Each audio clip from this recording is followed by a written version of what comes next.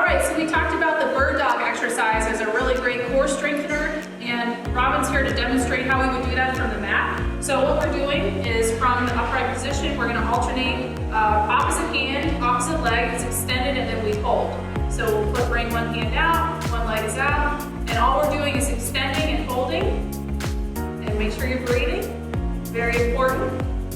Once you hold for a couple seconds, then we'll slowly return to quadruped position and then alternate.